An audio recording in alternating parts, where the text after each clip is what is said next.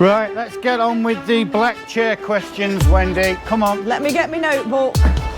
Your notebook's already out here. I've brought it out already.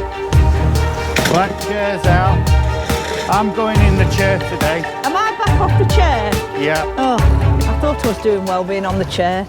It's been a bit rubbish this weather recently, hasn't it? Well, it was nice where I went. I've just had a lovely week in Crete. Wow. Yeah. We could do with some of that nice weather over here. Well, apparently in a couple of weeks' time, Lee, there's going to be a heat wave. So well, that'll be nice if it ever happens. Are you coming into the picture? do you think you better tell people about getting an air pump if it's going to get hot? Yeah, we did. Don't take any chances when it gets warm. Make sure that you've got yourself an air pump in your pond. You can't rely on plants to do that job. Oxygenating plants, that's a load of nonsense. What you want is a proper air pump. Our amazing offer is back. It's the buy two, get one free. And we're rolling it out onto the first 4 ponds as soon as you come out the door. Oxygenation, it's the first thing that would kill your fish. If your pump went off and you had no oxygen in your pond, 20 quid would save them. And you get air stones and everything. Yeah, we've got a lot of other ones in the shop as well, some bigger ones. And I bought a lot on pre-season, so they're all on a really good competitive price. They do come with the air stones, don't they, in the airline? Most of them come with air stones and airline, and you know, and even if you don't necessarily use it all the time, you can have it in your shed, and if you have a problem with your pump, you can pull it out, drop it in your pond. If you're going to do a salt bath, you can use this to agitate the salt around.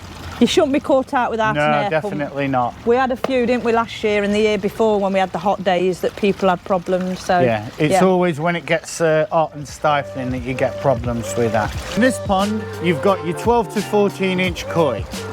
They're £180 each, and buy two, get one free. How much is that per fish? So you buy two, you get one free, you're getting your 3 fish. That would work out, with my calculations, at £120 per fish. On with the questions. Okay, first question I've got here. Can you connect a tank connector to a liner that has a seam? Right, so I think what the chap is getting at is, obviously when you have a piece of liner and it's got a seam in it, it's going to be thicker, isn't it? And it's probably going to have some invariance in the thickness of it. Now, a tank connector going over that, you might think, well, it's not going to clamp onto it very well. Thing is,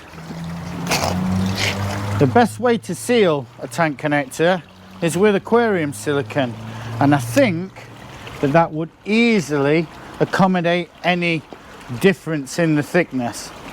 Slap plenty of that stuff on, tighten up the screws, do it so that they're pulled up evenly, and let the aquarium sealant set, and I don't think it'd be a problem at all. Of course, you could plan ahead and you could make sure you got plenty of liner and just move the liner to the side to completely avoid the seam. Just get on and do it, don't worry about it. In this pond, we've got the 14 to 16 inch koi, and they are £250 each. Buy two, get one free. Making them how much each? So you buy two, you get one free. That makes them £166 per fish. Okay, Lee, I've had a gentleman on the YouTube who has asked if he can convert a hose lock pressure filter into a fluidized bed filter.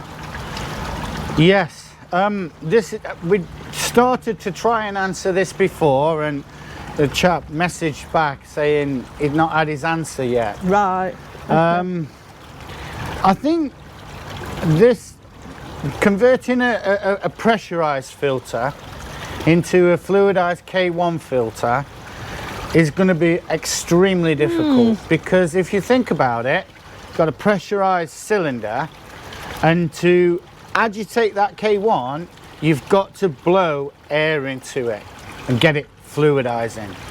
So how is that air going to come out of the system? It's not.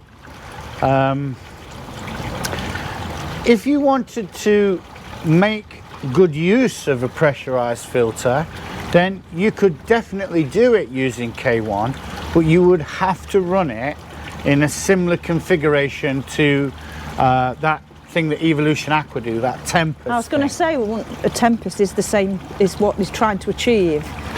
Yeah, well, what it's trying to achieve is a sealed container with air agitating the K1 inside it. But as I say, that air has got no way of leaving the system. It's just going to get trapped inside there.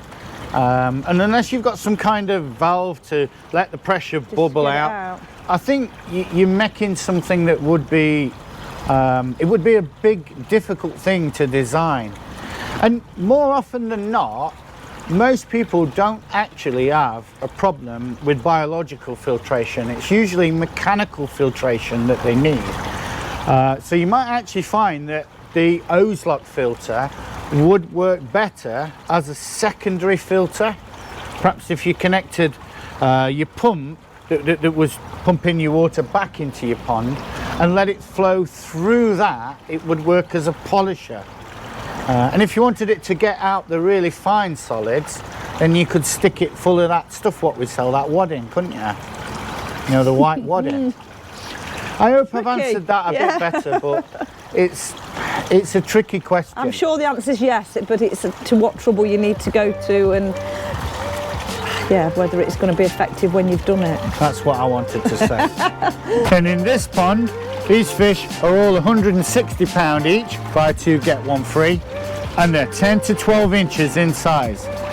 And the price per fish? You buy two, you get one free, making £106 per fish on the deal. Absolute bargain. Just over 100 quid per fish, that's a real steal.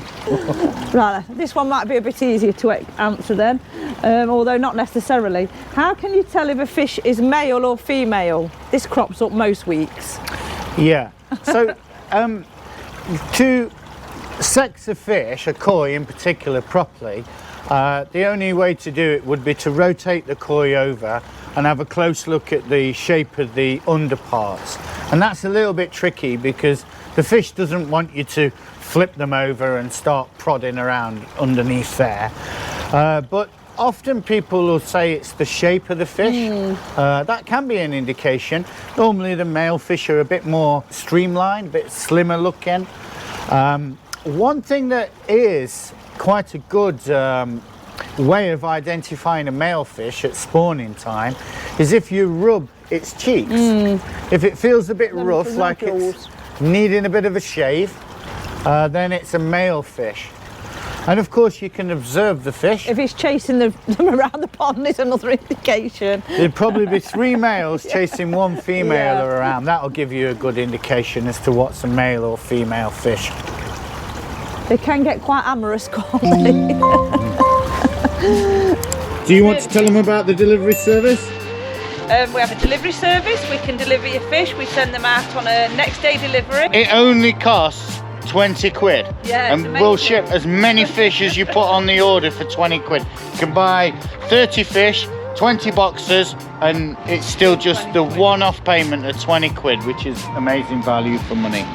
Right, I think Wendy wants to have a word before we sign off for today. I've just been thinking, Lee, you know how you were saying about how important having an air pump on? Yeah. Let's do a promotion.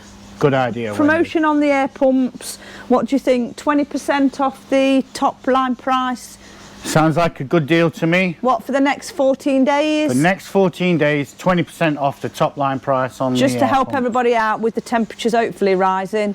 Let's give them a code. We'll put a code up on the screen so they can use it online if they're buying online as Summer well. 2024. There's your code. So we're going to say bye from now from Lee and Wendy at the Japanese Water Gardens. Hope that we answered some of your questions again. Thank you very much. Thank you for watching. See you soon.